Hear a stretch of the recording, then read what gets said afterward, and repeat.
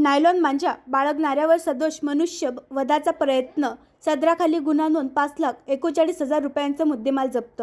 जिल्ह्यात प्रतिबंधित नायलॉन मांजाची विक्री करणाऱ्याविरुद्ध कठोर कारवाई करण्याबाबत माननीय पोलीस अधीक्षक अर्चित चांडक यांच्या निर्देश प्राप्त असून आज दिनांक 11 डिसेंबर 2025 रोजी सुदर्शन पाटील उपविभागीय पोलीस अधिकारी शहर विभाग यांच्या मार्गदर्शनाखाली त्यांच्या पथकाने प्राप्त खात्रीलायक माहितीच्या आधारावर पोलीस स्टेशन सिटी कोतवाली हद्दीतील नागपुरी जीन परिसरात असलेल्या जनसेवा ट्रान्सपोर्ट येथे रेड कारवाई करून एकूण 5,39,000 रुपये किमतीच्या 539 प्रतिबंधित चायनीज नायलॉन मांजाच्या रील्स जप्त केल्या.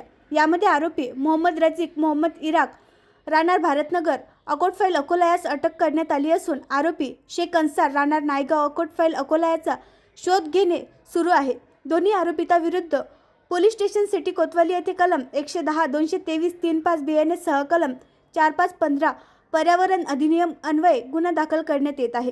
सदरची कारवाई पोलीस अधीक्षक अर्चित चांडक यांच्या मार्गदर्शनाखाली पार पडली. चायनीज मांजा शहरामध्ये पतंग उडवण्याकरिता वापरल्यामुळे दुचाकी चालक, पादचारी तसेच पशुपक्षी इत्यादींचा जीव जाण्या इतपत गंभीर दुखापती होत असल्याचे दिसून येत आहे. त्यामुळे प्रतिबंधित नायलॉन मांजा विक्रेते आपणास आढळून आल्यास त्यांच्याबाबत माहिती देण्यास अकोला जिल्हा पोलीस दलाकडून नागरिकांना आवाहन करण्यात येत आहे. आणखी नवीन व्हिडिओ पाहण्यासाठी आमच्या देशमुख एक्सप्रेस न्यूज चॅनलला सबस्क्राईब करा, लाईक करा आणि शेअर करा.